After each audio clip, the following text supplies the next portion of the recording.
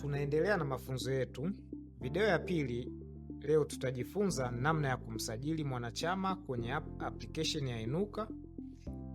Hatua ya kwanza kabisa, tutabonyeza hapa sehemu imeandikwa wanachama. Tutabonyeza tengeneza. Hapa sasa ndo sehemu tutakayoanza kuandika taarifa za huyo mwanachama. Mfano, jina la mwanachama,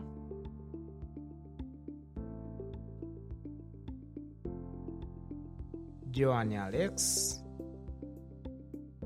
Hapa tutaandika namba yake ya simu, mfano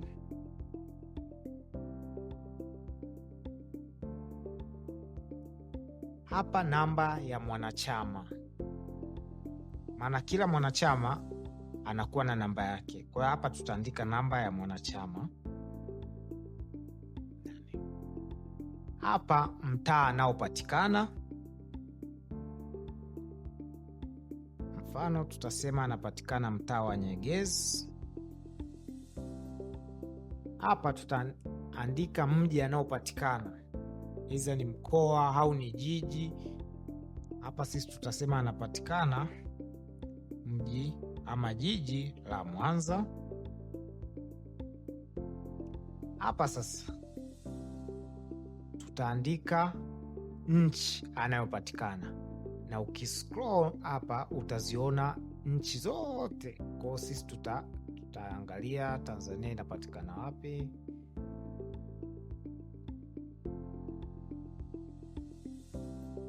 Tanzania hii hapa tutaichagua, na hapa chini sasa ndipo tutaandika taarifa zake za benki.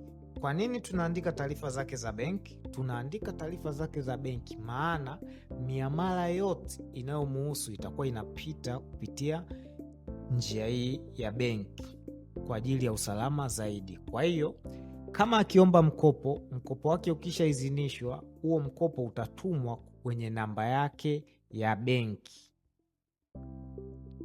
Ndio maana tunaamua kuandika taarifa za benki za mwanachama. Kwa hapa tutaandika jina la benki, mfano ni CRDB.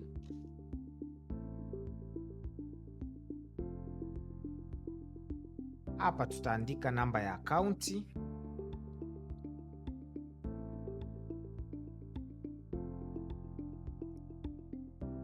Alafu hapa chini tunaandika nyaraka za utambulisho, ambapo ni kitambulisho.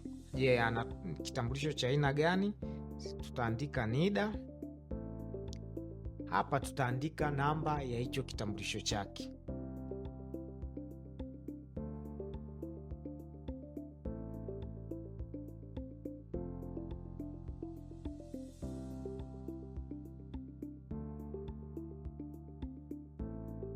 Mfano hapo. Baada ya hapo, hicho kitambulisho tutakiingiza kwenye system yetu, manake tutaingiza ile soft copy ya kitambulisho, manake eneo lake ndo hilo hapo. Tutapakia kitambulisho, na pia kama ana kitambulisho kingine, labda ana kitambulisho cha kupigia kula, pia tunaweza hapa kuna option imewekwa kwa ajili ya ongeza zaidi, manake utaweka kitambulisho kingine kilichopo.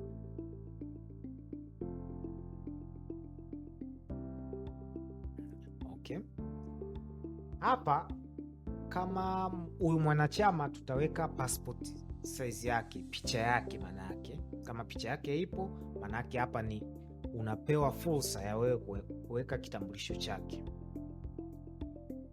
Alafu hapa chini sasa, hapa chini ni sehemu ambapo tunasajili au tunaweka wale watu wake wa karibu huyu mwanachama. Hao watu wa karibu, maana yake mwanzo tunapokuwa tunamsajili mwanachama, hao watu wa karibu endapo watahitaji kuchangiwa, aidha wamepata matatizo, aidha ni msiba au ni ugonjwa au ni sherehe, hawa watu wa karibu ambao amewasajili, maana yake kikundi chetu ndo kitakuwa kinawatambua, na hao watu ndo watapata aidha ni huo ni mchango labda ni wa sherehe, au huyo mtu amefariki, manake ndo tutatoa lambilambi kwa ajili ya huyo mtu. Endapo itatokea amepatwa na tatizo alafu huyo mtu hajasajiliwa, manake hayupo kwenye hii listi ya watu wake wa karibu, manake huyo mtu hatochangiwa. Ndo maana hapa ni lazima tuweke watu wake wa karibu ili tuwe tuna kumbukumbu. Okay? Kwa hiyo utachagua watu wake wa karibu, yeye amechagua kwamba ni watu gani, labda kama ni mzazi, mke, mume, baba mkwe, mama mkwe, ndugu. Kwa watu watakao waweka hapa ndo tutakuwa tunawatambua kwamba hawa ndo watu wake wa karibu. Na mfano mume, hapa tutaandika jina kamili la mume wake.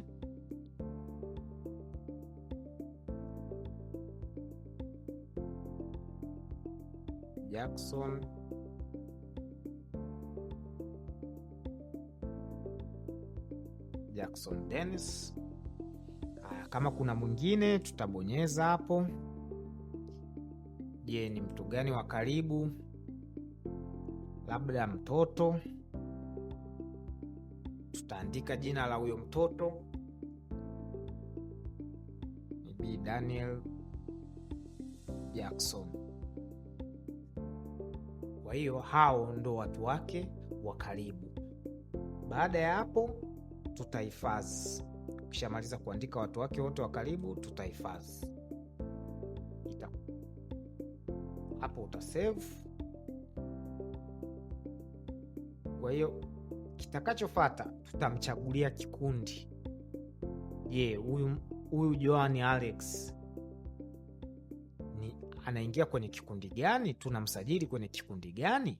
Joan Alex, tutakuja hapa tutakuwa kuna list ya vikundi vilivyopo. Huyu Joan Alex ni wa kikundi chetu cha Wasakatonge Group. Baada ya hapo tutahifadhi. Kwa maana yake tayari Joan Alex ameshasajiliwa kwenye kikundi chetu cha Wasakatonge. Kama unavyoona hapo, Wasakatonge Group tayari tuna idadi ya mwanachama, tunaye mmoja. Kwa ukija hapa utazama wanachama, utamuona kwamba tunaye Joan Alex, namba yake ya wanachama, namba yake ya simu na tarehe aliyojiunga itakuwa inaonekana hapo. Asante.